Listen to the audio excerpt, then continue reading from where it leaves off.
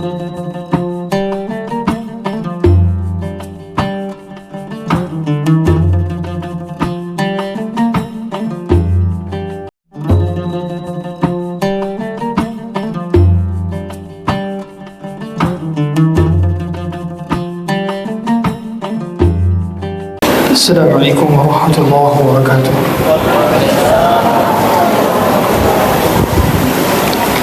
Alhamdulillah nahmaduhu wa nasta'inuhu wa nastaghfiruh wa na'udzu billahi min shururi anfusina wa sayyiati a'malina man yahdihillahu fala mudilla lahu wa man yudlilhu fala hadiya lahu. Asyhadu an la ilaha illallah wahdahu la syarika lahu wa asyhadu anna Muhammadan 'abduhu wa rasuluhu safiyyuhu min khalqihi wa khaliluhu adda al-amanah وبلغ الرسالة ونصح للأمة وكشف الله به الغمة وجاهد في الله حق جهاده حتى أتاه اليقين وتركنا على محجة بيضاء ليلها كنهارها لا يزيد عنا إلا هالك. اللهم صل وسلم وزد وبارك وانعم وكرم ومجد على عبدك ورسولك محمد صلى الله عليه وعلى آله وصحبه وسلم. قال عز من قائل يا أيها الذين آمنوا اتقوا الله وقولوا قولا سديدا يصلح لكم أعمالكم ويغفر لكم ذنوبكم ومن يطع الله ورسوله فقد فاز فوزا عظيما. أما بعد فإن أصدق الحديث كتاب الله وخير الهدى هدى محمد صلى الله عليه وسلم وشر الأمور محدثاتها وكل محدثة في دين الله بدعة وكل بدعة ضلالة وكل ضلالة في النار. Hadirin hadirat Allah Subhanahu wa taala. Saat kita berusia senja, layaknya matahari yang akan segera terbenam, usia senja adalah usia di penghujung sebelum matahari terbenam. Usia yang tidak lagi muda, rambut yang hitam sudah lagi memutih, tubuh yang tegak sudah lagi membungkuk, kulit yang kencang kini lagi keriput. Berbagai macam kesakitan sudah mulai dirasakan. Punggung yang dahulu kuat berolahraga berjam-jam, sekarang 1 jam sudah terasa ngos-ngosan. Kegiatan-kegiatan yang padat yang dahulu dikerjakan di tengah malam pun bisa dilakukan, tapi saat ini di jam 8 jam 9 sudah tidak bisa lagi ditahan. Dan Allah telah mengatakan dalam Quran, awalam nu'ammirkum ma yatadhakkaru fihi man tadhakkara wa ja'akum an-nadhir. Di dalam surah Fatir, dirinya mengatakan, bukankah kami telah memberikan kalian umur sehingga kalian diberikan peringatan. Dan kata Abdullah bin Abbas, peringatan itu adalah berupa uban, berupa memutihnya rambut, berupa tanda-tanda kita sudah tidak lagi muda. Dan Allah Ta'ala menyuruh kita untuk mensegerakan taubat. Wasari'u ila maghfirati min rabbikum.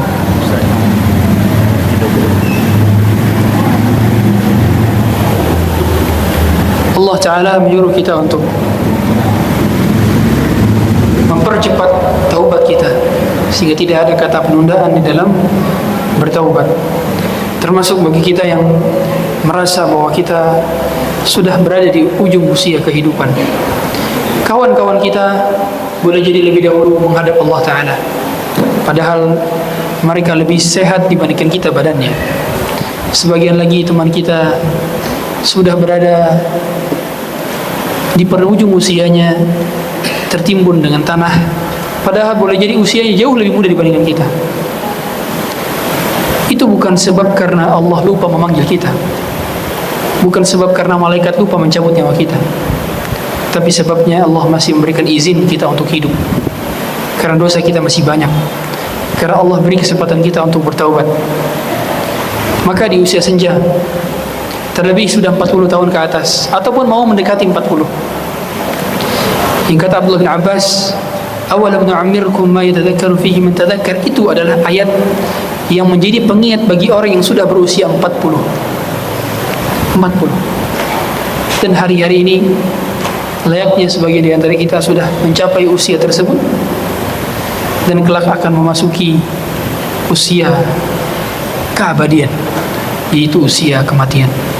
Usia kematian, usia yang tidak berbilang angka lagi, tapi usia selama-lamanya yang akan kita rasakan, yang kelak ending akhirnya tidak diketahui. Apakah berada dalam keabadian kebaikan atau keabadian keburukan? Maka hadirin hadirat Allah Subhanahu wa taala, pada kesempatan kali ini kita berusaha untuk kembali mengingat-ingat sudah sejauh mana kita berbuat di hari-hari yang sudah tidak lagi muda. Apakah hasrat terhadap harta masih membuncah? Apakah keinginan untuk menambah kembali aset yang sebentar lagi pun kita akan tinggalkan? Apakah keinginan untuk ribut dengan sebidang tanah 1 meter 2 meter akan kelak menjadi pembahasan hari-harian kita, yang padahal kita gunakan tidak sampai 50 tahun, 100 tahun, akan kita tinggalkan juga? Akankah keributan dan pembahasan hari-harinya masih seputar tentang dunia, atau yang difikirkan adalah legacy? Yang difikirkan bukan bagaimana meninggalkan harta sebanyak-banyaknya kepada anak, keturunan dan cucu, tapi meninggalkan kebaikan-kebaikan. Sebagaimana doanya Nabi Ibrahim di penghujung daripada usianya, beliau lebih banyak berdoa untuk kedua putranya dan anak-anaknya yang kelak akan menjadi nabi juga. Rabbi ja'alni muqimas salati wa min dzurriyyati. Permintaannya tidak banyak. Seseorang tatkala sudah berada di usia senja, permintaan yang dulu minta berbagai macam hal dalam doanya, hari-hari ini permintaannya hanya tinggal satu saja. Ya Allah, masukkanlah aku ke dalam surga. Ya Allah, jauhkanlah aku dari api neraka. Ya Allah, buatkanlah aku rumah di surga kelak. Ya Allah, buatkanlah hatiku tenang, tidak memiliki sengketa dengan manusia sedikit pun. Karena ketika sudah di usia senja, harusnya tidak ada lagi kesempatan untuk banyak keributan. Dia memikirkan bagaimana nanti ketika berada di hari kiamat tidak lagi memiliki musuh, karena sudah cukup satu musuh menggerogoti pahala kita kelak. Bukankah kita tahu hadis Nabi SAW dari sahabat Sauban, yang di hari kiamat akan ada orang yang datang dengan pahala begitu banyak, ya'ti yaumul qiyamat bihasanat, dengan banyaknya kebaikan, bisalatin wa hajjin wa umrah, dengan pahala salatnya, pahala umrahnya, pahala sedekahnya, pahala birrul walidainnya, pahala membangun masjidnya, bihasanat. Wa ya'ti qad syatama hadza, tapi dia datang juga dengan membawa pahala, dengan membawa dosa, pernah menghina, wa qadhafa hadza, pernah menuduh, wa safaka dama hadza, dan pernah membunuh, pernah menumpahkan darah, wa akala mala hadza, dan memakan hak orang lain. Fayu'ta hadza min hasanatihi wa hadza min hasanatihi, maka diambilkanlah pahalanya, berkuranglah pahala-pahala salatnya, pahala hajinya, pahala umrahnya, pahala bangun masjidnya, berkurang, digerogoti, diberikan kepada mereka yang pernah dizaliminya, pernah diambil hartanya, pernah dizalimi kehormatannya, diambil. Fa in funiyat hasanatuhu ukhidha min khatayah, kalau sudah habis pahalanya, maka dosa orang yang dizaliminya akan diberikan kepada orang ini, dan habis. Kemudian hanya tinggal dosa-dosa saja, karena pahala-pahala tidak cukup untuk membayar kezaliman yang pernah dia perbuat. Summa turiha finnar, kemudian dimasukkan ke dalam neraka. Hadirin hadirat Allah Subhanahu wa taala, dahulu Fudail bin Iyad pernah ditanya oleh seseorang, atau dia pernah bertanya kepada seseorang, kam sinnuk, berapa umurmu? Maka orang yang ditanya ini menjawab, sittina sana, saya punya umur 60 tahun. Ata'rif, maka Fudail mengatakan, apakah engkau tahu bahwa dalam 60 tahun, mundu sittina sana anta tasiru ila rabbik wa yushiku an tablugh, selama 60 tahun itu semakin hari semakin dekat kau menuju Tuhanmu, semakin dekat menuju kesempatanmu untuk berbicara dengannya, semakin muncul potensi-potensi dirimu disidang oleh dirinya. Akan banyak kejadian dan peristiwa akan kau alami dalam kuburmu. dan kelak itu akan semakin tercapai kejadian. Yushiku an tablu. Kemudian seorang yang berumur 60 tahun ini mengatakan, lalu bagaimana cara saya dapat memperbaiki agar saya bisa berjumpa dengan Tuhan saya dengan penuh kebaikan? Maka Fudail bin Iyad mengatakan, ahsin fima baqi yughfar laka fima madha, fa innaka in asa'ta fima baqi ukhidta bima baqi wa bima madha. Kata Fudail bin Iyad, perbaikilah sisa umurmu, maka Allah akan ampuni dosamu yang telah lalu. Adapun bila engkau memperburuk sisa umurmu yang telah ada, maka kau akan dihukum dari sisa umurmu dan umurmu yang telah lalu. Jadi bila orang memperbaiki sisa umurnya, sisa usia senjanya, maka dia akan mendapatkan ampunan dari dosa-dosa yang pernah dia lakukan sebelumnya. Namun bila sisa umurnya saja masih senang dengan tontonan-tontonan tidak bermanfaat, masih senang duduk di majelis-majelis penuh dengan kebisingan, penuh dengan kemaksiatan, masih senang menghabiskan waktunya untuk mengkoleksi berbagai macam hal yang akan dia tinggalkan, lalu bagaimana Allah bisa mengampuni kita? Sedangkan sisa umur yang kita gunakan, sisa waktu yang tersisa di injury time ini, kita masih memikirkan apa yang tidak akan kita bawa kelak. Maka ungkapan dari Fudail bin Iyad ini mengingatkan kepada kita bahwa seyogianya di usia yang tidak lagi muda, sudah lagi fokus memikirkan apa yang bisa kita lakukan untuk menjadikan amal besar di hari kiamat, untuk bisa menggapai banyaknya potensi-potensi kebaikan yang Nabi SAW sampai menyampaikan, bila kau hidup, tahu bahwa kau akan hidup besok hari sisanya, maka tanamlah pohon. Sehingga dari hadis-hadis Nabi pernah menyuruh untuk mendirikan pohon, dan tujuannya bukan cuma sekedar pohon, tapi ada legacy. Maka barangkali legacy kita bukan pohon, legacy kita ada di rumah yang diwakafkan, legacy kita ada yang berupa tanah diwakafkan, legacy kita ada yang berupa rumah Quran, ada yang berupa jariyah, membiayai penuntut ilmu untuk menuntut ilmu, misalkan dibeasiswakan santri-santri misalkan. Legacy. Saat usia senja sudah memikirkan apa yang bisa dikerjakan dengan fisik yang terbatas, karena boleh jadi ide Anda tidak lagi banyak, fisik Anda tidak lagi kuat, sudah banyak ajudan-ajudan di bawahnya yang diperintahkannya, tidak lagi bisa dikerjakan sendiri, sudah banyak menyuruh orang untuk melakukan ini, melakukan itu, karena dia tidak mampu mengerjakannya sendiri.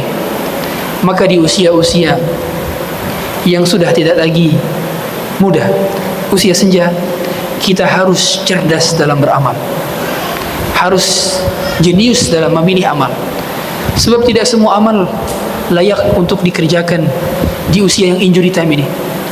Oleh karenanya para sahabat ridwanullah alaihim, mereka sering kali bertanya kepada Nabi SAW, ya Rasulullah, ayyul a'mali afdhal ila Allah, amalan apa gerangan yang kiranya kami mengetahui bahwa amalan itu adalah amalan yang paling mulia di antara amalan-amalan lainnya.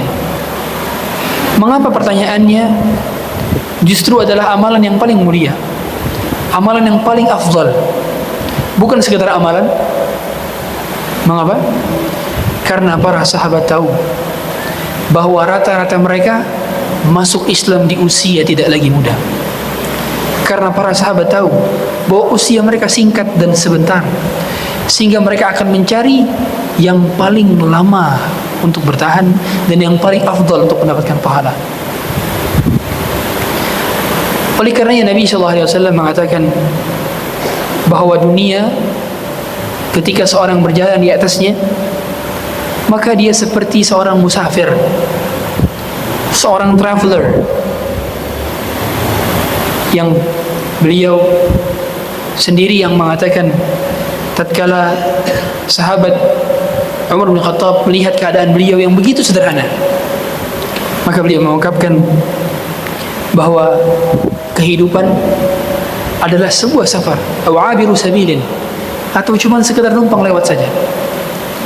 Seseorang tatkala dia berada di negara yang akan dia tinggalkan, berada di sebuah daerah yang akan dia tinggalkan, misalnya Anda sedang berada di negara Timur Tengah, yang negara Anda asli adalah Indonesia. Di sana Anda tahu bahwa tiket pulang pergi Anda sudah issued, berangkat tanggal sekian, pulang tanggal sekian. Anda sudah tahu bahwa Anda beberapa hari lagi akan segera pulang. Apakah Anda terfikir untuk membeli mobil? Tidak. Anda akan sewa mobil, Anda akan sewa riding hailing, sewa ojek online. Apakah Anda akan berfikir untuk beli penthouse, apartment, housing? Tidak. Tidak akan pernah terfikirkan untuk beli rumah. Anda akan sewa properti, karena tahu bahwa tidak akan lama berada di sana. Maka demikianlah Nabi SAW mengungkapkan bahwa dunia adalah tempat persinggahan dan tempat bersafarnya orang-orang. Yang ungkapan ketika seorang bersafar, dia sebentar saja bersinggah kemudian melanjutkan perjalanan. Seorang tatkala sedang bersinggah tidak akan banyak barang yang dibawa. Bekal yang dibawa hanyalah bekal-bekal yang penting-penting saja. Itulah mengapa Nabi SAW menyatakan bahwa kehidupan dunia adalah kehidupan safar, dan Allah mengatakan bahwa bekal yang utama adalah bekal taqwa. Wa khairuz zadi taqwa, dan sebaik-baik bekal tazawwadu fa inna khairaz zadi taqwa. Berbekalah karena sebaik-baik bekal adalah taqwa. Karena tahu bahwa yang dibawa tidak akan banyak, yang ditinggalkan jauh lebih banyak daripada yang dibawa. Yang kelak menemani kuburan kita hanyalah 3 helai kain tipis tak berjahit. Yang kelak menemani kita di kuburan adalah hewan-hewan yang berada di kuburannya. Yang kelak menemani isi tempat tinggal kita yang keabadian itu adalah tanah yang lebarnya 1 kali 2 meter saja, tidak banyak dan tidak luas. Itulah mengapa Nabi SAW mengatakan, "Lau kana li bani Adam wadiyan min dhahab labtagha thalithan." Seandainya anak Adam punya 2 lembah dari emas, maka dia akan cari yang ketiganya. Wa ma yamla'u fahu illa tarab, dan mulutnya tidak akan bisa habis menginginkan suatu hal kecuali sampai terpenuhinya mulut dengan tanah. Dengan tanah barulah manusia berhenti berobsesi menginginkan suatu hal yang dia ingin hasratkan. Demikianlah ambisi manusia terhadap dunia tidak pernah terbatas. Bukankah dalam ilmu ekonomi kita belajar bahwa ilmu ekonomi adalah ilmu memanfaatkan sumber daya yang terbatas untuk memenuhi kebutuhan manusia yang tidak terbatas. Dan kebutuhan manusia selalu tidak pernah terbatas. Yang bila kita ingin memenuhi hasrat tidak akan pernah bisa cukup, maka penuhilah hasrat itu di surga kelak. Karena di surga sumber daya tidak akan terbatas, unlimited, yang keindahannya ma la ain ra'at wala udhunun sami'at wala khatara ala qalbi bashar. Keindahannya tidak mampu dideskripsikan oleh bayangan, tidak terlihat oleh pandangan, tidak terdengar oleh suara dan telinga. Yang kelak masuk ke dalamnya adalah orang yang jujur kepada Allah Ta'ala. Hadirin hadirat rahmat Allah Subhanahu Wa Ta'ala, maka pada kesempatan kali ini kami berusaha menyampaikan apa saja yang perlu dilakukan di usia senja.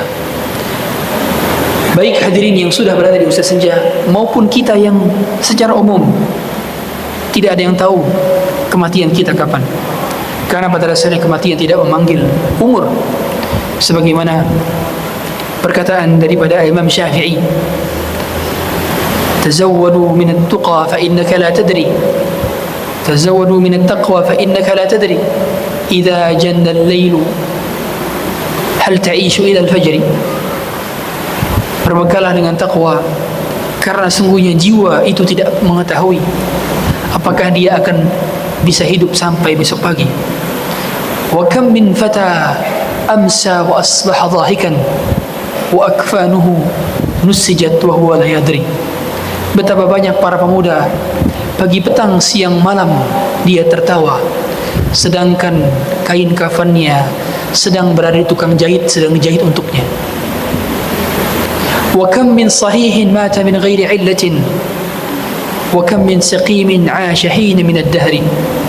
Betapa banyak orang mati padahal dirinya sehat, dan betapa banyak orang sehat, orang sakit terus-terusan hidup padahal dirinya sudah diambang kematian. Artinya kematian tidak memanggil usia. Maka kami sampaikan judul ini bisa bermanfaat, semoganya bagi yang tidak berusia senja juga. Hadirin dan hadirat Allah SWT, di antara amalan yang bisa kita rutinkan adalah amalan sederhana yang bisa kita lakukan dengan lisan kita. Di usia senja sudah lebih banyak berzikir, bertasbih, mengingat Allah. Tidak masalah dengan alat bantuan, sebagaimana fatwa Syekh Shalih Fauzan, Syekh Shalih Utsaimin dan para ulama-ulama lainnya. Boleh menggunakan bantuan daripada alat penghitung untuk menghitung zikir kita, sehingga terbiasa akhirnya melafazkan zikir-zikir. Bila dengan jari maka lebih afdal, sebagaimana para sahabat yaqidu baina asabi'ihim, mereka menggunakan jari-jari untuk berzikir mereka. Dan bisa kita maksimalkan bila kita adalah orang yang mengetahui dosa-dosa kita begitu banyak di masa lalunya, maka rutinkanlah istighfar. Rutinkan istighfar. Dalam sehari tidak kurang dari 100 istighfar, sebagaimana Nabi sallallahu alaihi wasallam yang tidak kurang dari 100 istighfar. Dan dia adalah bilangan yang sangat bisa berulang-ulang kali kita ucapkan. Bukankah zikir pagi petang kita adalah astagfirullah wa atubu ilaih? Dan bila kita maksimalkan ini saja, ini sudah menjadi bekal yang cukup nantinya untuk menebus dosa-dosa kita di akhirat kelak. Yang kedua adalah memperbanyak zikir, tasbih, sebagaimana Nabi sallallahu alaihi wasallam katakan, kalimatani khafifatani 'ala al-lisan thaqilatani fil mizan habibatani ila ar-rahman subhanallahi wa bihamdihi subhanallahil azim. Dua kalimat yang ringan di lisan, berat di timbangan, dan dicintai oleh Ar-Rahman adalah subhanallahi wa bihamdihi subhanallahil azim. Dua kalimat ringan, tapi ketika diucapkan dia memperberat timbangan, dan tidak ada timbangan yang bisa melebihi kalimat-kalimat zikir ini. Maka kalimat zikir ini yang Allah pilihkan. Bahkan ucapan dari salah satu zikir kita, subhanallah wa bihamdihi adada khalqihi wa ridha nafsihi wa zinat arshihi wa midada kalimatihi, kalimat zikir pagi kita, sebagaimana dijelaskan oleh Nabi SAW, ihtazza arsyur rahman, bergetar arsy Allah dengan kalimat zikir ini yang kita ucapkan setiap pagi. Apatah lagi dengan kalimat semisal yang dia bisa memperberat amal timbangan kebaikan, yang barangkali bila kita berpergian untuk bersafar haji umrah, boleh jadi belum sebagian kita mampu, atau di antara kita yang belum banyak melakukan berbagai macam karya-karya besar dalam perkara agama, belum mampu, maka bisa menggunakan zikir yang Allah mudahkan. Karena amal soleh layaknya rezeki yang Allah bagikan kepada hamba-hambanya. Innal a'mal kal arzaq yuqassimuha bainal ibad. Sungguhnya amal soleh seperti rezeki yang Allah bagi-bagikan sesuai dengan ia yang kehendaki. Maka Allah memudahkan sebagiannya untuk zikir, Allah mudahkan sebagiannya untuk bersedekah, Allah mudahkan sebagiannya untuk salat malam, Allah mudahkan sebagiannya untuk haji umrah. Maka lakukanlah dari apa yang Allah mampukan kepada kita. Fokusnya bukan lagi apa yang kita tidak mampu, tapi apa yang Allah mampukan. Dan kalimat-kalimat zikir itulah yang Allah sendiri menyenanginya untuk dipuji dengan kalimat tasbih. Subhanallah wa bihamdihi, subhanallahil azim. Di antara amalan berikutnya yang bisa kita kerjakan di usaha senja adalah memaafkan orang lain. Memaafkan dan minta maaf. Minta maaf dan memaafkan. Memaafkan dan minta maaf bukan hanya momen ketika Idul Fitri atau Idul Adha. Bukan hanya momen di Ramadan. Setiap hari kita punya salah. Dan orang yang paling sering kita lukai hatinya adalah pasangan halal kita. Orang yang paling sering kita kecewakan adalah orang tua kita. Orang yang paling sering kita ingkari janjinya adalah anak-anak kita. Minta maaf kepada mereka. Maafkanlah juga mereka. Karena sebab kelak bila pasangan tidak rela, mereka akan saling menuntut di hari kiamat. Bila anak tidak rela dengan orang tuanya, dia akan menuntut orang tuanya di hari kiamat. Bila orang tua tidak rela kepada kita, dia akan menuntut kita di hari kiamat. Minta maaf dan maafkanlah. Sedikitkanlah permasalahan kita dengan mereka. Apa-apa yang bukan masalah jangan jadikan sebagai masalah. Jalin kekerabatan, jalin berusaha silaturahmi dengan mereka yang paling berjasa dalam kehidupan kita.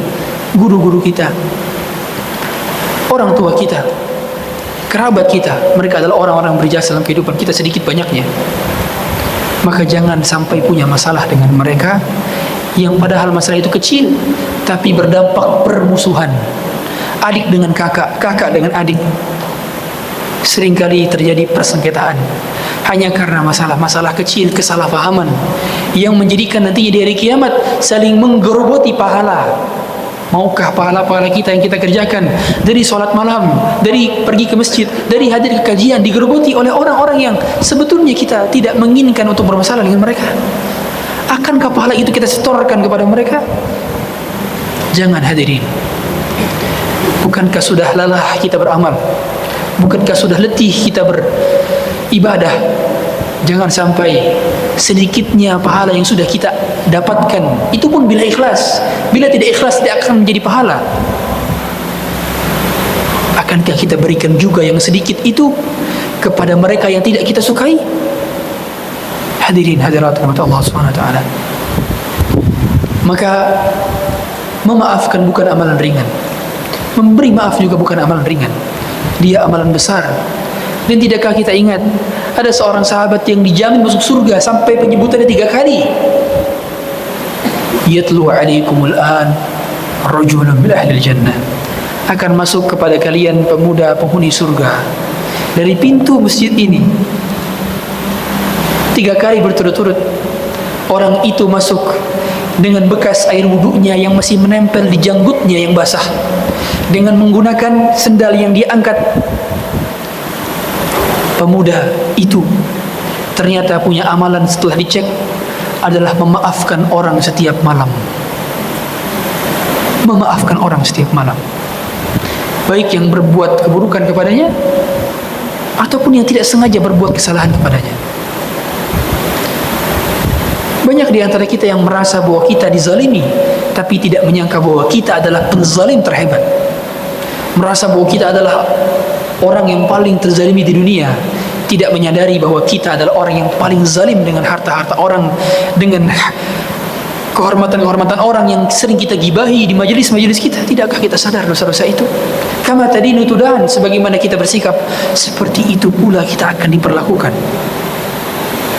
Maka hadirin hadirat Allah Subhanahu wa taala, Allah taala sampai menjanjikan surga yang dipersiapkan bagi orang-orang yang bertakwa.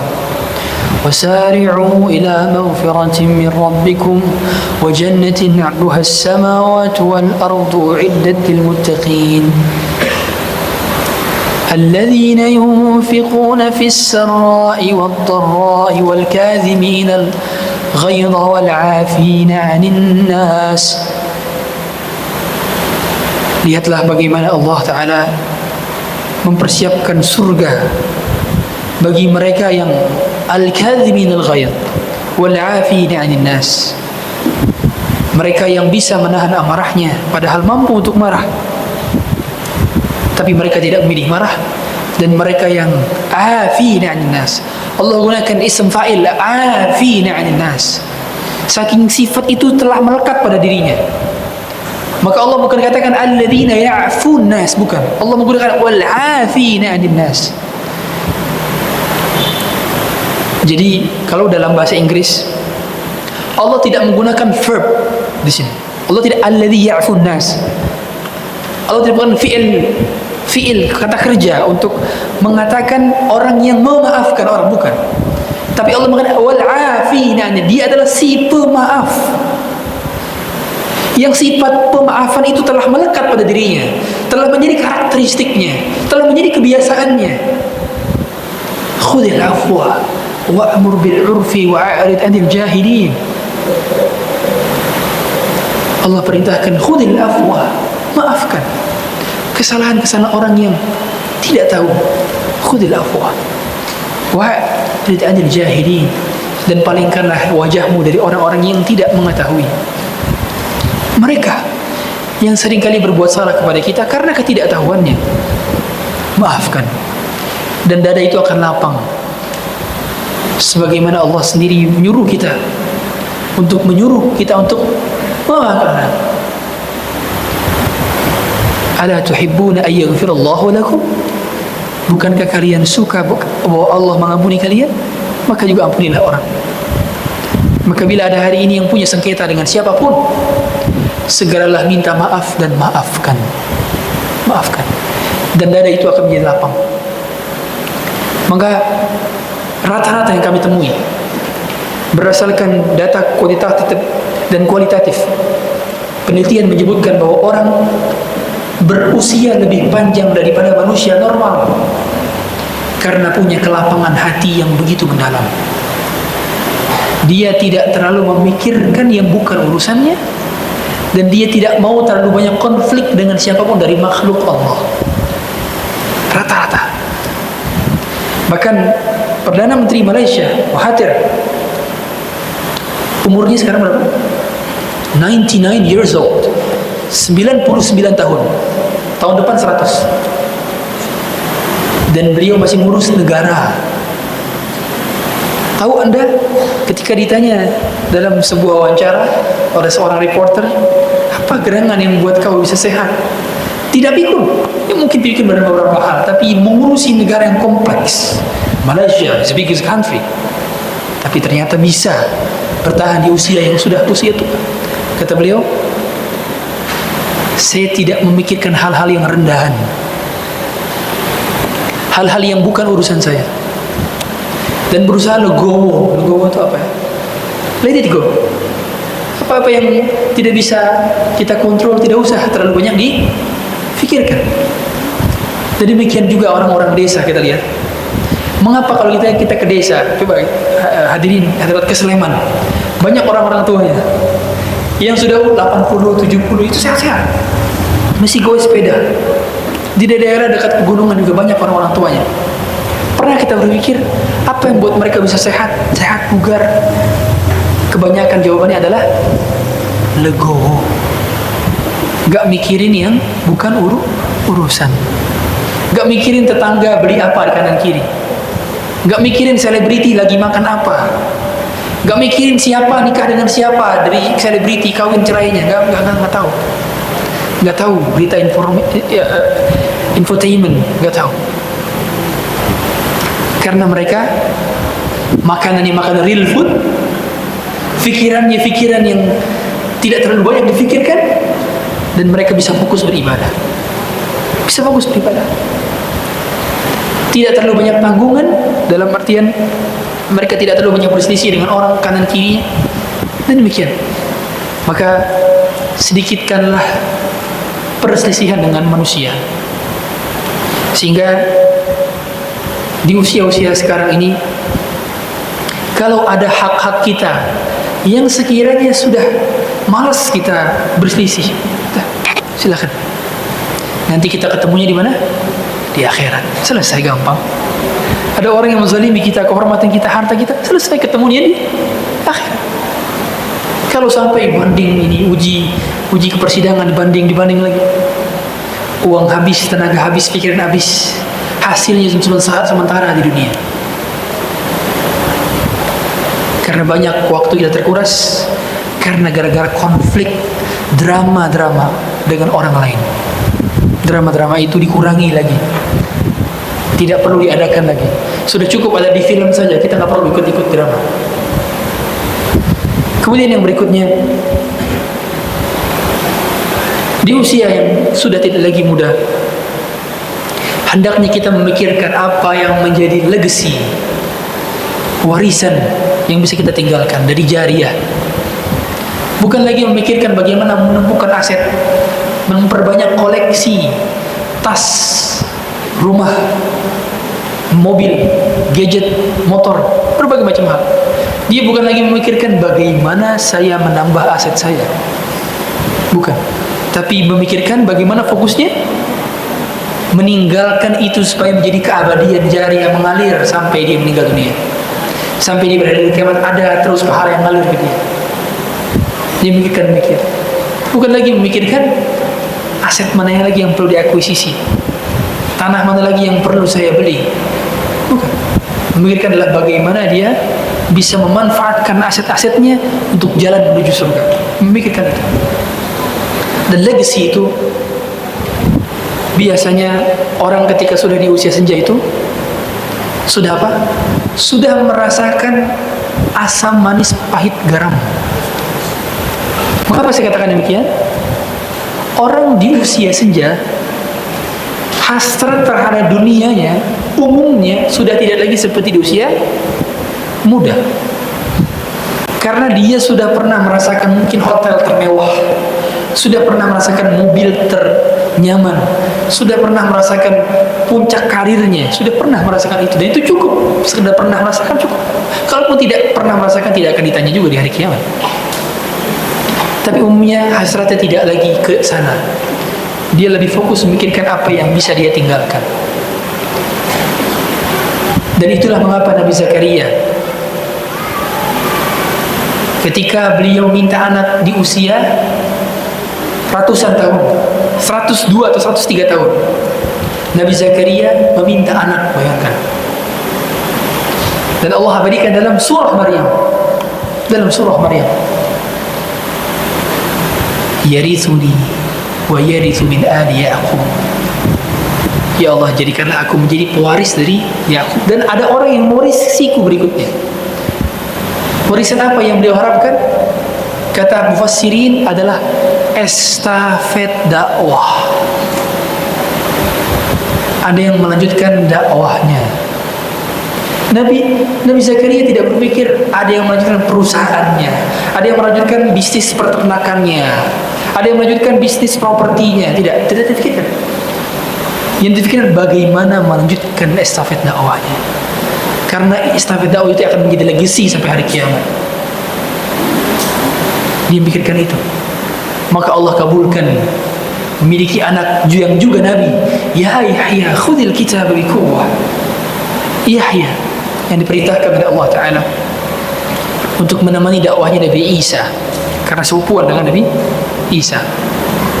Hadirin hadirat Allah Subhanahu Wa Ta'ala, maka kita memikirkan apa yang bisa kita berikan sebagai wakaf. Wakaf tidak terbatas pada 3M saja, masjid, madrasah, makam, tidak terbatas pada itu. Anda punya 5 handphone, 1 handphone diwakafkan, bisa. Anda punya 5 tanah, 1 tanah diwakafkan, bisa. Anda punya rumah, punya 5 meja, 1 meja untuk masjid, bisa jadi wakaf. Tidak terbatas pada aset-aset yang besar, sehingga semua kita punya potensi untuk wakaf, punya potensi wakaf. Dan lihatlah para sahabat, semiskin-miskinnya mereka punya aset wakaf. Semiskin-miskinnya mereka punya aset wakaf. Maka saya ingat sekali, dahulu saya lagi kajian di sebuah masjid di daerah Bekasi juga. Itu ada orang datang ke saya ngasih Quran. Ustadz, saya wakafin Quran ini untuk Ustadz. Quran. Siapa yang pernah terpikirkan? Tolong berikan ini kepada orang yang sering baca. Alhamdulillah saya baca Quran itu di rumah. Hadirin, Anda lihat ada misalkan ada rumah tahfidz. Sebelum rumah tahfidz didirikan, pastikan semua santrinya Qurannya Anda yang beli. Bagaimana bila pahala-pahala yang begitu banyak mencetak 30 juz hafalan santri-santri, ternyata Qurannya Quran Anda. Berapa harga Quran? 100.000, 200.000 satu Quran. Jariah mengalir. Fikir. Ada mesti difikirkan, oh di sini belum ada pendingin ruangannya, dibeli pendingin ruangan. Legacy itu yang difikirkan. Lihatlah Nabi Ibrahim punya legacy besar. Legasinya adalah apa? Ibadah yang Allah perintahkan kepada Nabi Ibrahim, ibadah haji. Keluarga Ibrahim punya legacy berupa ibadah. Anaknya punya legacy berupa ibadah apa? Kurban.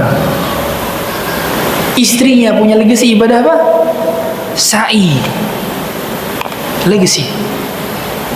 Maka di usia senja, fikirkan apa yang bisa kita lakukan, apa yang kita bisa berikan, apa yang bisa bertahan lama. Hadirin hadirat Allah SWT. Kemudian di antara hal yang bisa kita lakukan di usia senja adalah berusaha untuk memperbanyak kegiatan yang bermanfaat. Yang bisa kita lakukan, kegiatan duduk di majelis ilmu ini kegiatan bermanfaat, sehingga sudah punya jadwal kajian rutin yang harus diikuti sampai tuntas kitabnya tuntas. Pikir gimana caranya kita bisa mengkhatamkan kitab-kitab dengan duduk di majelis-majelis ini. Habiskan waktu untuk menuntut ilmu agama. Saya pernah berjumpa dengan seorang juga pada saat di Malang sekitar 2 tahun lalu. Dia pamit sama saya pada saat selesai kajian. Ustaz, saya izin pamit, saya mau ke kajian lain Ustaz. Ini Ustaz kajiannya, ditunjukin sama dia flyer-flyernya. Jadi sudah ada jadwal kajian rutinnya. Flyer di masjid ini. Dia pakai motor. Setiap hari keliling ikut kajian. Allah mungkin sudah tercover dengan uang pensiunnya sehingga kegiatannya hanya tinggal kajian saja. Tapi semangatnya dalam menuntut ilmu syar'i. Belum lama pada saat saya ke Surabaya, Malang. Saya ingat sekali ada pensiunan pegawai negeri. Dia itu rumahnya di Madura. Tapi kemudian lagi berada di Malang dan ikut kajian. Dan ternyata itu setiap kajian beliau mencatat dan minta dikoreksi catatannya. Ustaz, mohon koreksi catatan kajian saya, benar atau tidak? Saya lihat, oh nggak ada yang salah, insyaallah udah benar sesuai dengan apa yang saya sampaikan. Di sini tanda tangannya Ustaz, tanda tangan. Dan itu jabatannya sudah tinggi. Setelah saya tahu dari mana, ada jemaah yang saya bimbing umrohnya, kemudian disampaikan, Ustaz kemarin itu paman saya Ustaz. Dia memang semangat banget nyatet. Hadir. Ini usia senja. Usia bukan lagi joget-joget di TikTok. Sudah bukan lagi video jedak-jeduk bikin. Bukan lagi. Sudah nggak ada eranya. Sudah nggak ada era lagi kita memperbanyak eksistensi. Tidak perlu. Sedikitkan. Nggak perlu lagi. Nggak perlu nama kita yang harus terlihat.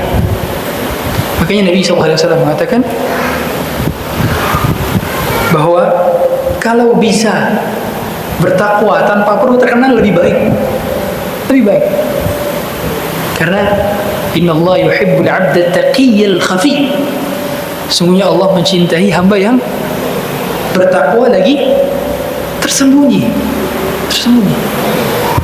Bila biasa dilakukan tanpa orang tahu lebih baik daripada semua orang harus tahu. Maka amalan yang lebih utama adalah amalan yang tidak diketahui oleh orang. Hadirin hadirat Allah Subhanahu wa taala.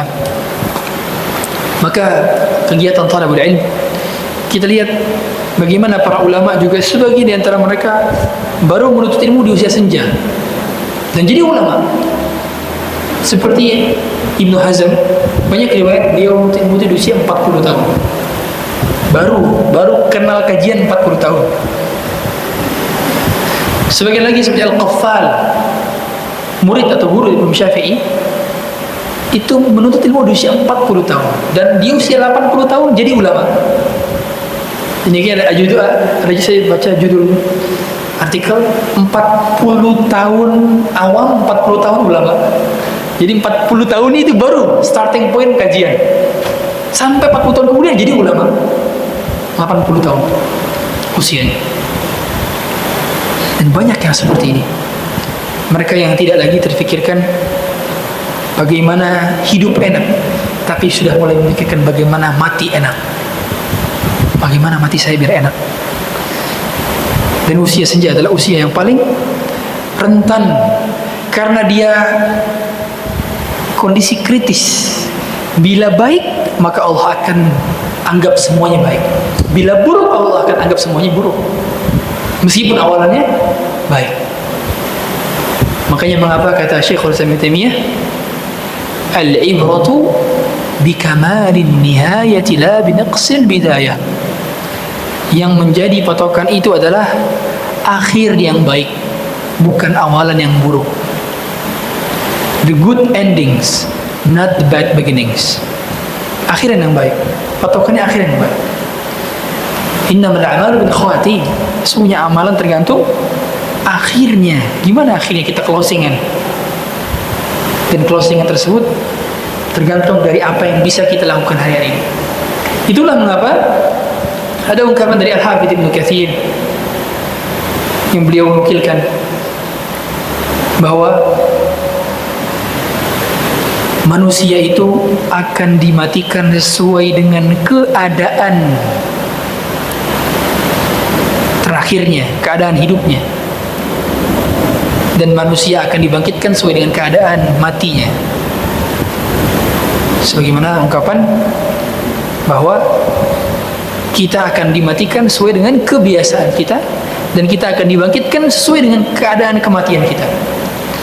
Maka jangan sampai punya kebiasaan buruk hari-hari tua ini. Bapak-bapak yang ahlul hisab sudah tinggalkan rokoknya. Ibu-ibu yang sudah masih membuka aurat, yang masih hijaban cuma di kajian saja, sudah mulai hijaban terus-terusan. Kalau nggak gini kapan lagi? Kapan lagi? Sudah mulai tidak ikut kumpul-kumpul majelis-majelis yang non manfaat, non faedah, majelis gibah. Sudah nggak kepikiran untuk ngomongin orang, udah nggak ada pikiran. Jadi kalau ada kesempatan mana dia berusaha diem, menghindar. Nggak ada lagi peluang. Dosa sudah banyak, mau nambah dosa dari orang lain lagi, nggak ada kesempatan. Nggak ada kesempatan, no chance. Nggak ada kesempatan lain. Ini kesempatan terakhir. Ini sudah injury time. Apa-apa yang menjadi sumber dari dosa, tutup rapat-rapat, jangan buka lagi. Jangan buka lagi. Anda sudah di penghujung usia dan kita akan segera menghadap Tuhan kita semuanya. Khawatir nanti Tuhan kita bertanya kepada kita, awalam nu'ammirkum ma yatadzakkaru fihi man tadzakkar. Bukankah dahulu kamu telah kuberi usia panjang? Kemana saja usia 20, 30, 40, 50, 60, 70? Kemana? Kemana usia itu? Dan semua kita akan diajak berbicara oleh Tuhan kita. Allah Ta'ala yang Nabi SAW sempat katakan, ma minkum min ahadin illa wa huwa sayukallimuhu rabbuh. Tidaklah di antara kalian kecuali pasti akan diajak bicara oleh Tuhannya. Walaysa bainahu wa bainahu turjuman, walaysa bainahu wa bainahu hijab. Tidak ada di antara kita dengan Allah ahli hukum, pengacara, tidak ada. Enggak ada yang bisa jadi ahli hukum. Jangan kenal ahli hukum, diri kita saja berbicara tidak bisa. Al yawma nakhtimu ala afwahim wa tukallimuna aydihim wa tashhadu arjuluhum bima kanu yaksibun. Mulut akan dikunci, lisan akan gugur, tangan akan berbicara dan kaki akan bersaksi.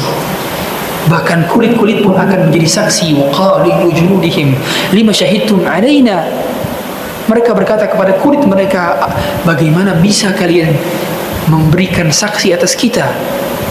Qalu antaqana Allahu allati antaqa kull syai'. Allah hari ini dapat membuat segala hal bisa menjadi berbicara. Maka hadirin hadirat Allah Subhanahu wa taala, hilangkan kebiasaan-kebiasaan buruk hari-hari ini. Apa kita bisa nulis dosa-dosa harian yang peluang kita buat? Tulis. Closing satu-satu, coret satu-satu. Jangan dilakukan lagi. Dan minta taufik kepada Allah untuk kemudahannya. Hadirin hadirat Allah Subhanahu wa taala, yang terakhir sebelum kami tutup dan buka tanya jawab. Di hari-hari ini perbanyak minta doa husnul khatimah. Itulah mengapa zikirnya Nabi di usia beliau masih kuat dengan di usia beliau sudah sering salat duduk. Jadi pada saat sakit beliau sering salat duduk. Itu zikirnya agak ada perbedaan. Mengapa ada perbedaan? Karena berarti memang umumnya usia tua itu lebih cenderung diperbanyak husnudzannya kepada Allah dan diperbanyak rajanya kepada Allah, raja pengharapannya kepada Allah. Kalau usia muda didominankan apa? Khaufnya.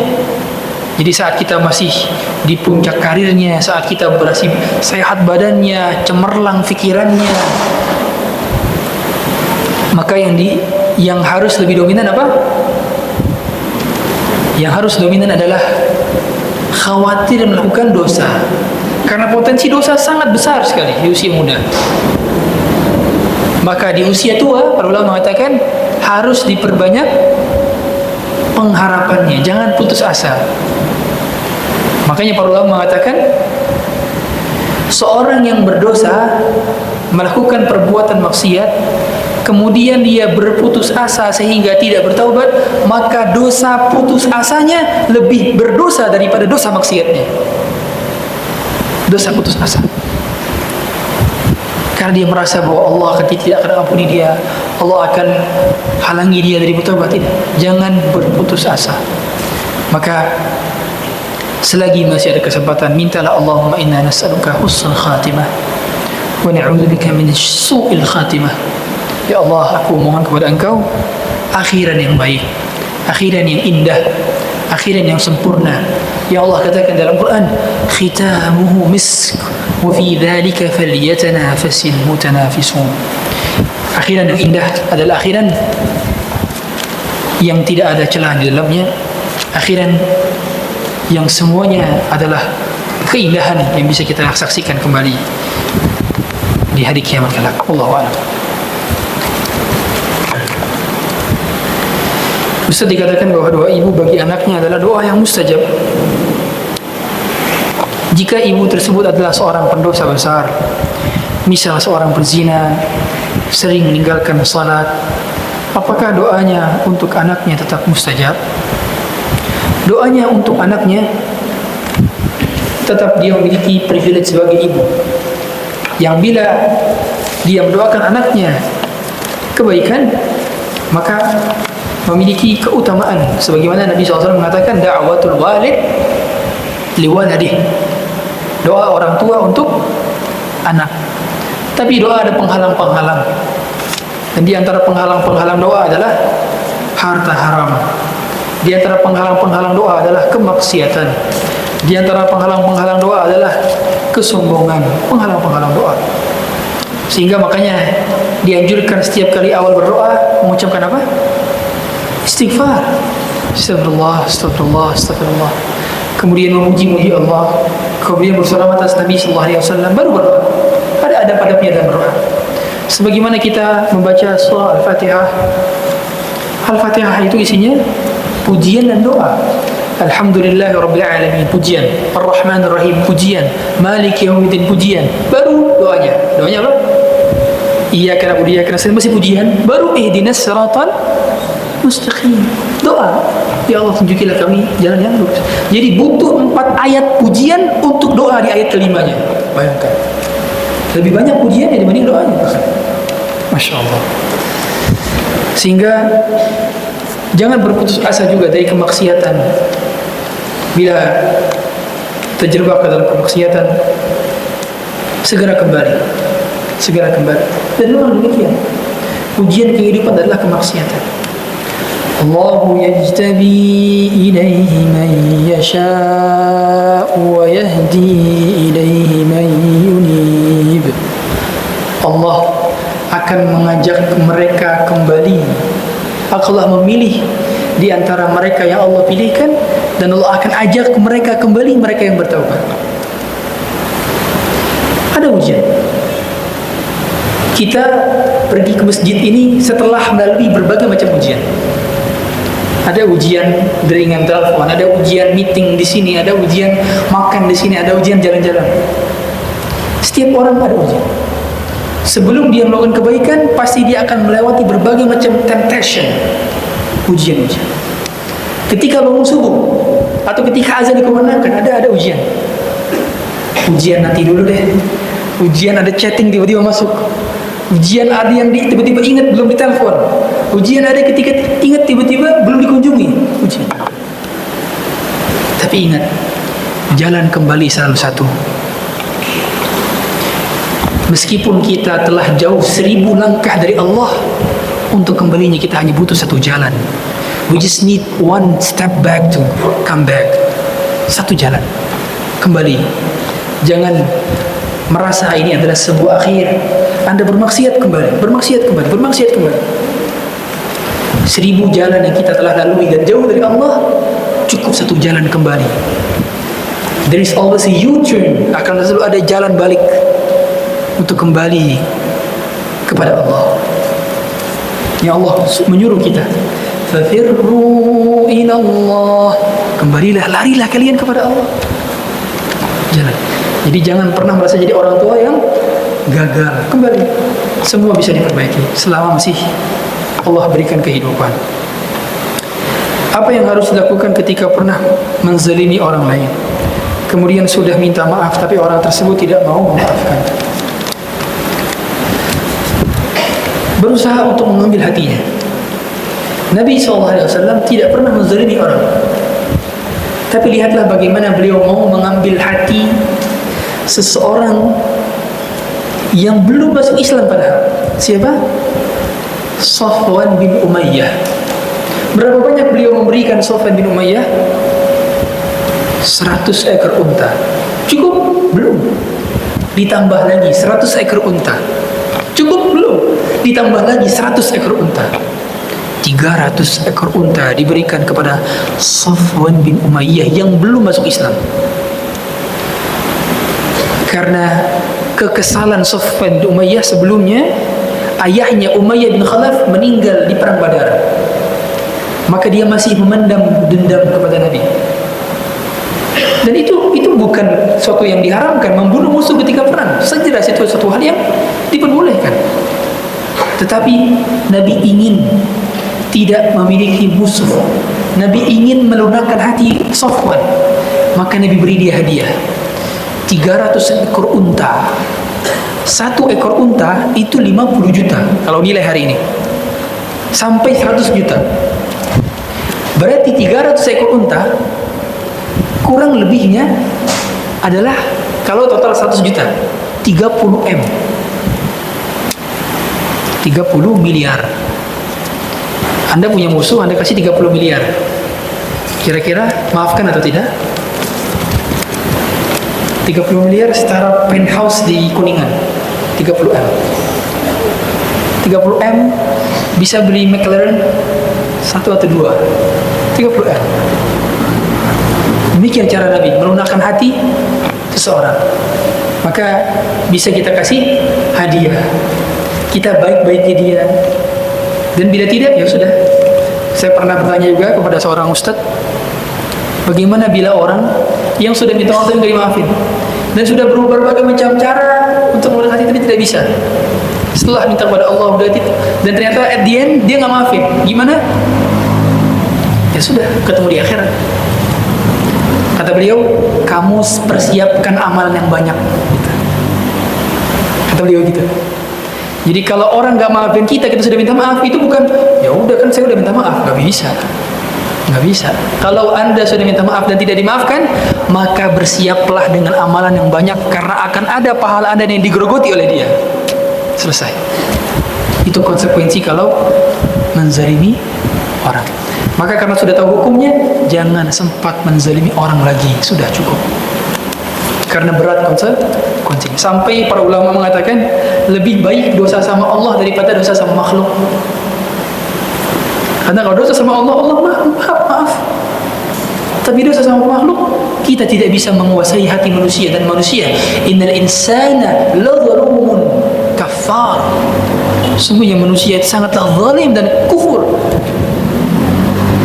Manusia susah untuk memaafkan. Makanya Allah janjikan surga bagi mereka yang memaafkan. Karena aktivitas memaafkan adalah aktivitas yang tidak mudah. Allahu a'lam. Selain berdoa, bagaimana caranya agar suami mau sholat di masjid? Karena sudah berbagai macam cara dicoba, masih belum berhasil. Sampai sekarang saya lebih memilih untuk diam. Tapi terus berdoa, karena kalau disuruh-suruh terus jadinya malah berantem. Apakah saya salah dalam sikap diam ini? Mohon pencerahan. Berusaha dengan cara yang terbaik, dan nasihat tidak hanya sekali. Nasihat itu diulang-ulang. Makanya tawasau, nasihat disampaikan secara berkesinambungan, bukan hanya sekali. Dan tentu dari istri kepada suami, caranya harus elegan, caranya harus lembut, caranya harus seperti berbicara kepada atasan, bukan berbicara kepada anak. Dan jangan lupa mendoakan. Memang inti sari dari keluarga adalah suaminya. Mau tidak mau, pemimpin keluarga adalah suaminya. Maka di antara sifat kelaki-lakian adalah ke masjid. Sifat laki-laki itu ke masjid. Sehingga berusaha untuk diajak terus. Dimulai dari anak. Terkadang orang tua itu lebih malu ketika dinasihati sama anak sendiri dibandingkan sama pasangan sendiri. Wah, anak saya sudah nasihatin saya ke masjid. Abi ke masjid tuh, masa di rumah sholatnya? Malu dia pasti. Ke masjid habis itu. Dan demikian memang harus diajak. Dan ini PR bersama. Karena memang ke masjid ini harus dibiasakan, dipaksakan di awal. Kalau tidak, kita tidak akan sempat untuk pergi ke masjid. Dan dia adalah salah satu cara untuk menumbuhkan qawamnya laki-laki. Sifat leadershipnya laki-laki diawali dari pergi ke masjid. Allahu a'lam. Dosakah seorang istri melarang suaminya untuk pergi ke masjid? Wah, kok bertolak belakang ini? Yang tadi bagaimana menyuruh yang ini kebalikannya.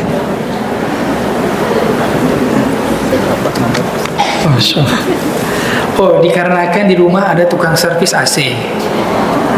Sementara saya risih kalau ada orang lain. Tukang servis AC-nya suruh ke masjid.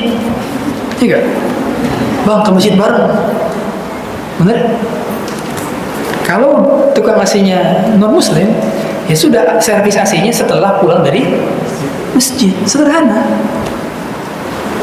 Sebetulnya banyak solusi-solusi yang bisa kita selesaikan dengan sederhana, tanpa harus merelakan syariat yang agung ini, sholat berjamaah di masjid. Yang sampai gara-gara tukang AC jadi nggak ke masjid. Nantinya bukan tukang AC doang, tukang galon nggak ke masjid, tukang sapu nggak ke masjid, tukang segala macam akhirnya nggak ke masjid.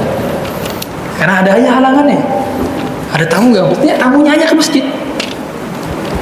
Karena kita seringkali ini was-was syaitan.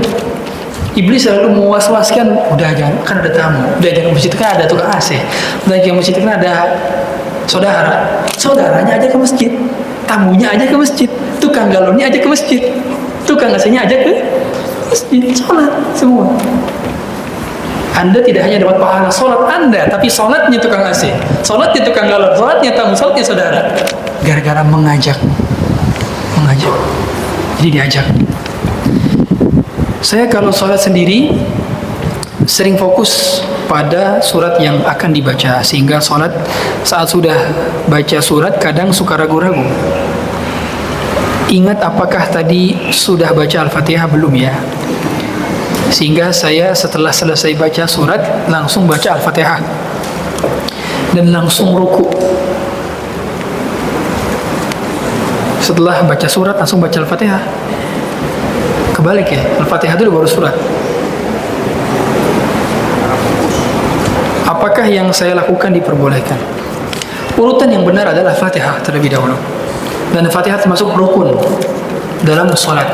Nabi SAW mengatakan, La salata liman lam yaqra' bi fatihatil kitab.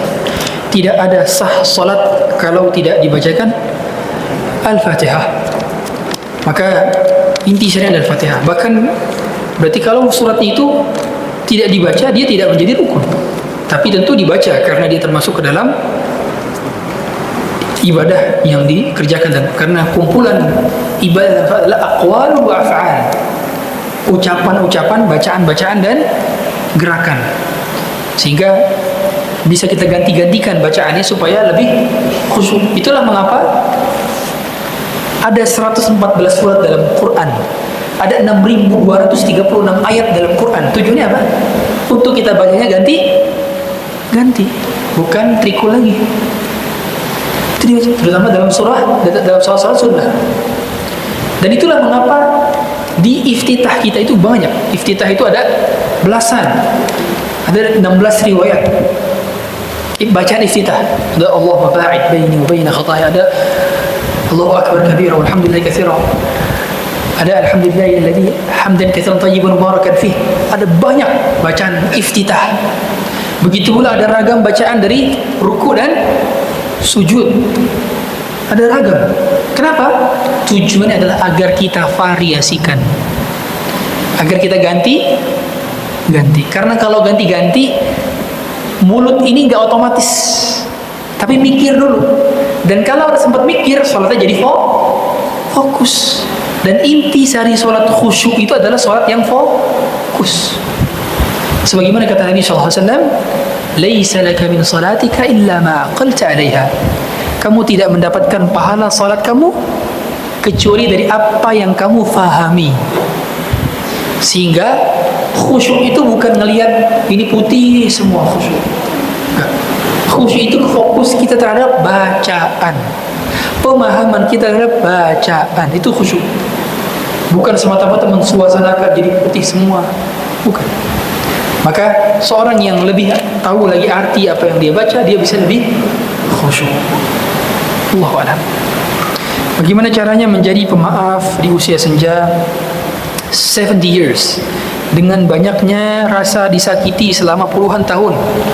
Apakah cukup dengan zikir, istighfar, tasbih, memaafkan, persiapan terakhir di dunia? Syukran. Ingat janji Allah. Allah menyuruh kita untuk memaafkan. Allah katakan di dalam Al-Quran untuk kita memaafkan. Maka Allah katakan, Ala tuhibbuna ayyaghfirallahu lakum. Lanjutannya Allah katakan, apakah kamu senang? Bukankah kamu senang bila kamu juga dimaafkan sama Allah? Gitu. Jadi ingat-ingat janji Allah bahwa kalau kita memaafkan, maka Allah akan maafkan kita. Kalau kita memaafkan, maka kita dapat surga tadi. Uiddatil muttaqin, yang dipersiapkan bagi orang-orang bertakwa. Ingat janji Allah. Dan melatih sifat karakteristik orang beriman semuanya itu dua. Kalau tidak pemberian, maka dia latihan. Orang bisa sabar dengan belajar sabar. Orang bisa bersyukur dalam belajar syukur. Iya benar, ada beberapa yang given, ada yang berapa diberi oleh Allah.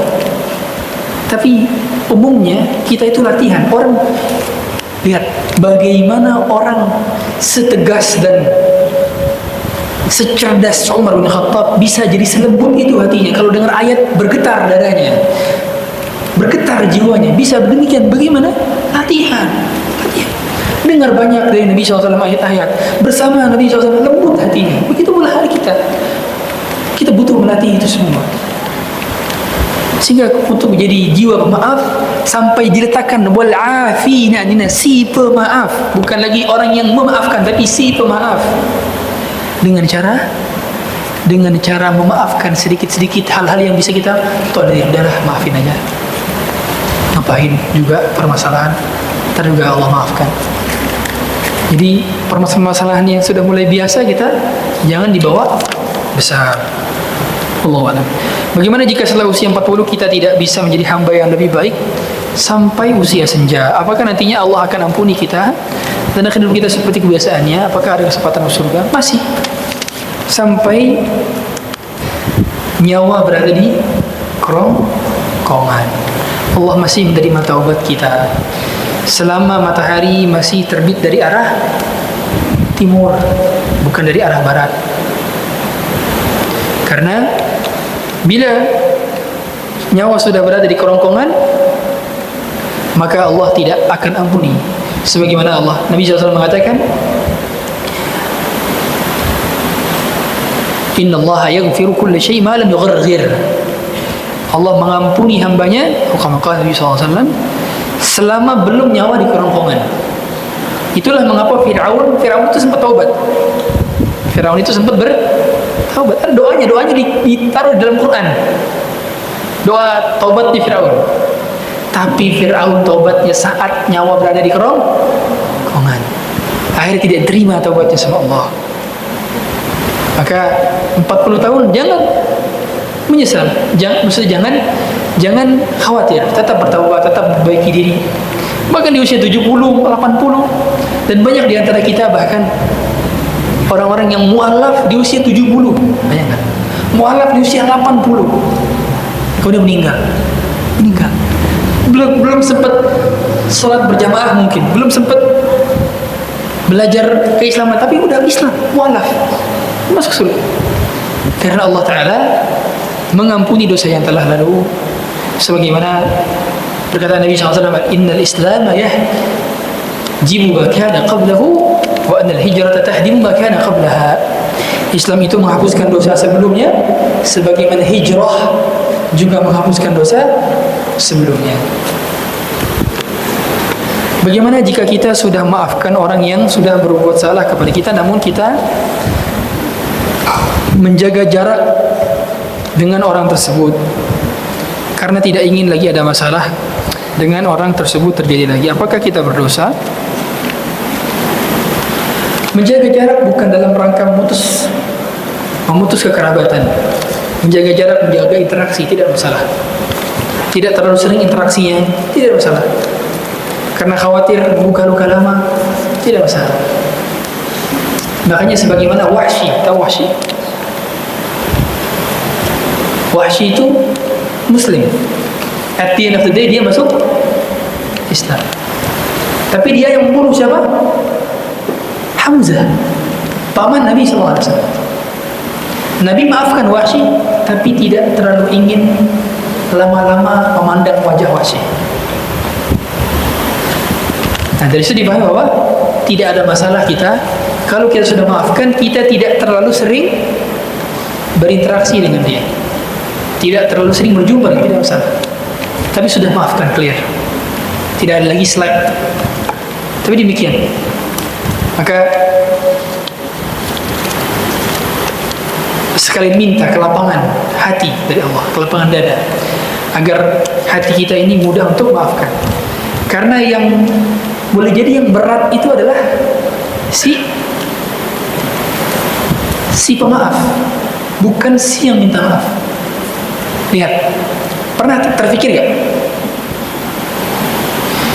Saat saudara-saudara Nabi Yusuf datang ke Nabi Yusuf, itu gak nyadar kalau itu adiknya.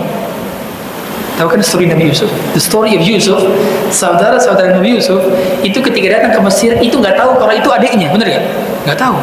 Tapi Nabi Yusuf tahu exactly bahwa itu kakak-kakaknya. Kok bisa, Ustaz? Kan Nabi Yusuf bukan masih bayi kecil itu, nggak, udah remaja itu udah kelihatan gede. Kenapa? Kok demikian? Para ulama mengatakan demikianlah. Para penzalim selalu lupa wajah orang yang pernah dizaliminya. Tapi tidak bagi orang yang pernah dizalimi. Dia sulit melupakan wajah orang-orang yang pernah menzaliminya. Sulit. Sebagaimana Orang kalau sudah dilukai lupa, dia nggak akan lupa terhadap wajah meskipun sudah maafkan. Sulit. Makanya Nabi Yusuf ingat persis siapa yang dulu jemplungin ke dalam sumur, tapi Nabi Yusuf tidak buat ingat-ingat itu kepada saudara-saudara. Maka Nabi Yusuf hanya mengatakan qala la tasriba alaikum. Nabi Yusuf enggak mau ketemu lagi. Nabi Yusuf tahu dengan sahun jamil, dengan pemaafan yang indah, pemaafan yang beauty. Dia tahu bahwa kalau dia ungkit bukan menambah luka mereka, tapi menambah luka saya, merobek kembali luka saya karena saya mengungkit kembali. Nah, orang kalau ketemu lagi sama pihak yang sudah dimaafkan tapi belum sempat hilang bekas lukanya, khawatir akan ingat akan terbuka luka lama. Ya Allah, dia yang dulu bunuh bapak saya. Ya Allah, dia yang dulu giniin saya.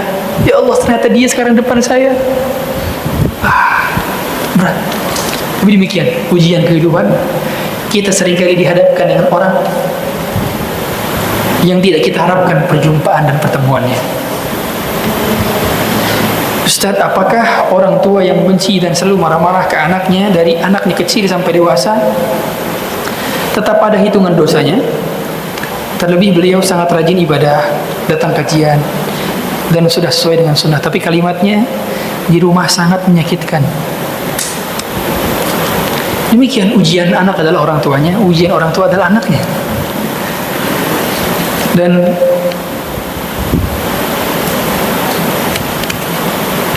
berbagai macam kekurangan daripada orang tua, kita harus ingat-ingat lagi keutamaan kelebihannya.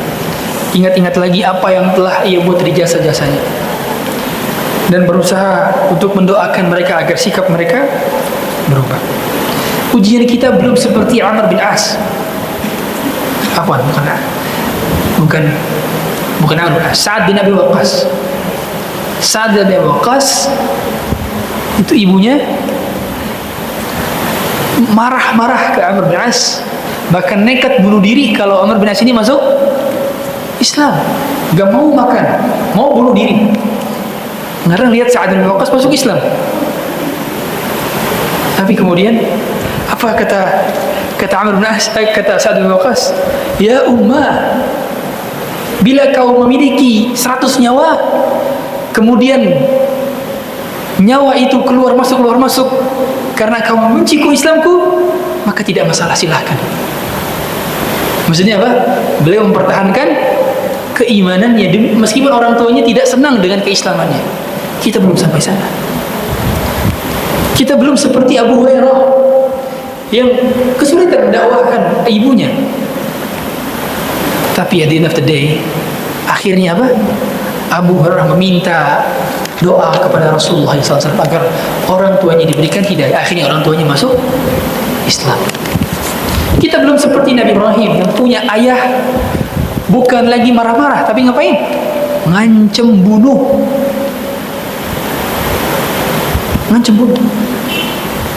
Sebagaimana dalam surah Maryam, dia mengatakan kepada anaknya sendiri, la arjumannaka wahjurni maliya. Aku akan rajam kamu kalau kamu masih berkata demikian, dan jauhkanlah, pergilah dari sini. Apa yang lebih menyakitkan dibandingkan diancam dibunuh oleh ayah sendiri dan diusir oleh ayah sendiri? Apa yang lebih menyakitkan? Dan kita belum seperti Nabi Ibrahim. Belum. Maka banyak bersabar, banyak mendoakan. Sekurang-kurangnya orang tua kita, sesalah-salahnya orang tua kita, tetaplah namanya yang akan bersanding dengan nama kita ketika kita dipanggil di hari kiamat. Bin fulan, bintu fulan akan dipanggil dengan nama mereka di hari kiamat. Izin bertanya, bagaimana cara menasihati orang tua yang masih melakukan kegiatan mengandung kesyirikan? Setiap dinasihati selalu marah. Saya khawatir orang tua saya sudah masuki usia senja. Didoakan, dinasihati. Kalau tidak bisa menggunakan lisan kita, gunakan lisan orang lain. Cara menggunakan lisan orang lain, lihat siapa pihak yang paling dia hormati. Oh, kakaknya dihormati, berarti ke om kita, ke wak kita, berarti sampaikan. Wak, tolong sampaikan nasihat, tolong nasihatin ayah saya begini. Atau ada ustadz yang dia lagi nuntut ilmu sama ustadz itu, sampaikan itu. Tolong nih, ibu saya masih suka kedukun, masih suka pakai jimat dan sebagainya. Sampai dinasihati. Karena seringkali nasihat anak itu tidak sepowerful nasihat orang lain di mata orang tua, karena dia masih menganggap kita dahulu pernah dia mandikan, kita dulu pernah pup, kemudian diceboki, kemudian kita dulu pernah main, kita dulu pernah tahu masa kecil kita, sehingga dia tidak terlalu menganggap perkataan kita. Sebagaimana Abu Hanifah itu pernah berfatwa. Abu Hanifah itu imamnya Basrah, imamnya Irak. Satu antero Irak tidak ada yang lebih alim faqih melebihi Abu Hanifah. Tapi ibunya suatu ketika nanya ke Abu Hanifah. Dijawab sama Abu Hanifah. Kata ibunya nggak mau jawaban Abu Hanifah. Saya nggak mau jawaban kamu. Padahal beliau imam. Bayangkan,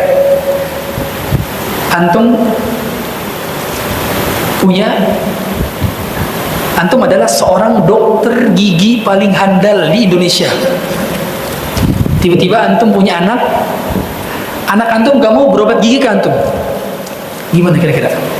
Kesel gak? Kesel.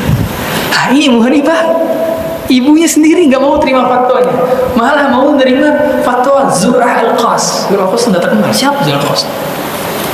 Bukan ulama, imam masjid. Tapi ternyata sama Imam Abu Hanifah dituntun ibunya, ayo kita ke sana, nggak apa-apa.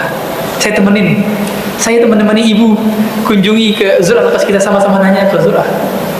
Begitu sampai sana, Zur'ah Al-Qas kaget.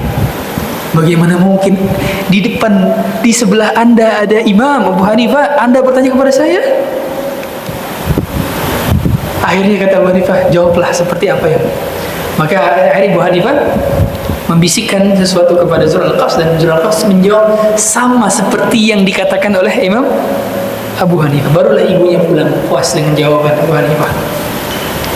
Padahal sama seperti jawaban Abu Hanifah, jawaban Zur'ah Al-Qas. Makanya ada ungkapan para ulama, azhadun nasi fil alimi ahluh. Orang yang paling tidak hormat kepada ulama adalah orang tuanya sendiri, adalah keluarganya sendiri, adalah tetangganya sendiri. Karena umumnya dia tinggal serumah, tahu makannya, jadi bawahnya tidak begitu tinggi. Beda kalau di luar, wah tahu ini ustadz siapa, ini kiai siapa, ini syekh siapa. Tapi begitu di dalam rumah, dia tetaplah seorang anak yang dahulu pernah disuapi, dimandikan, ditimang-timang, pernah tahu masa kecil. Allahu a'lam. Sehingga di hadapan orang tua jangan bawa gelar, jangan bawa pangkat, jangan bawa baju kebesaran kita. Ya Allah Ta'ala mengatakan, waqfid lahuma janahadh-dhulli minar rahmah. Turunkanlah kedua sayapmu di hadapan mereka dengan penuh kerendahan. Turunkanlah sayap kalian berdua. Afwan, izin bertanya, apakah yang ana lakukan jika orang tua saya terus dizalimi saudara sendiri? Hadis konsepnya, bila memungkinkan untuk berdiskusi, untuk mencari pihak ketiga, untuk diselesaikan. Meskipun diselesaikan, penyelesaian masalahnya adalah ada hak kita yang berkurang, tidak masalah. Karena sisa haknya lagi akan didapatkan di mana? Di hari kiamat. Selesai, nggak perlu takut. Ingat Allah Ta'ala, Nabi SAW mengatakan, la tu'addunna al-huquqa ila ahliha yawm al-qiyamah. Akan dikembalikan hak-hak setiap orang masing-masing, dikembalikan, nggak akan kurang. Jadi kalau ada ketika win-win solution itu hak kita berkurang, contoh jatah tanah rumah kita sekian dipatok, ternyata ada orang matok tambahan tanah kita udah audiensi, sudah lapor sana sini, ternyata dia yang dimenangkan, senang saja, orang beriman tenang, hati tenang, lapang. Karena Allah Subhanahu wa Ta'ala yang telah menjanjikan hak kita akan kembali. Sampai-sampai tanduk dari kambing akan dikembalikan kalau pernah patah karena adu tanduk, akan dikembalikan ke masing-masing. Karena kisah semuanya akan dikembalikan. Demikian Allah a'lam. Ya. Terakhir. Apabila di usia senja yang idealnya bisa menikmati hidup dan fokus beribadah, tapi qadar Allah malah selalu diberikan ujian yang terus menerus, itu bertanda banyak dosa di masa lalunya. Bagaimana agar selalu sabar dan ikhlas dalam menghadapi ujian-ujian tersebut?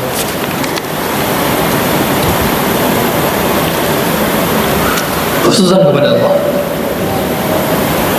Allah sedang menunda surga Anda, istirahat Anda, fokus Anda dalam menikmati kehidupan adalah di surga. Karena memang kehidupan dunia dari hari ke hari akan selalu berganti ujian. Selama nyawa masih berada di kandung jasad, kita akan selalu berpindah dari masalah kepada masalah. Tidak akan berhenti masalah itu kecuali setelah Anda menginjakkan kaki di surga. Bahkan kematian Anda bukan akhir dari masalah. Masih ada masalah berikutnya. Masalah dibangkitkan, masalah ditimbang amalnya, masalah diaudit amalnya, masalah bertemu atau tidak bersama Nabi di telaganya, masalah melewati sirat, masalah di qantarah. Belum selesai masalah-masalah itu. Itulah masalah baru selesai tatkala kita berada di surga. Dan surga kenyataan, bukan sebuah dongeng. Orang beriman yakin bahwa surga akan dihuni oleh mereka. Bahkan ada hadis yang menerangkan bahwa para penghuni surga, mereka mengetahui jalan rumahnya di surga melebihi pengetahuan mereka, melebihi ingatan mereka daripada jalan rumah mereka di dunia. Ajaib. Jadi pada saat kita masuk ke dalam surga, semoga Allah masukkan kita ke dalam surga semuanya. Orang beriman tahu persis jalannya menuju rumahnya, dibandingkan jalan dari masjid ini ke rumahnya masing-masing.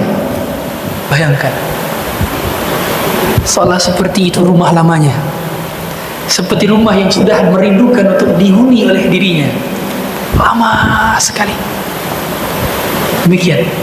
Jadi jangan pernah kita berputus asa dari rahmat Allah, dan anggaplah itu sebagai penghapus bagi dosa dan peningkat bagi derajat. Demikian, Allahu a'lam.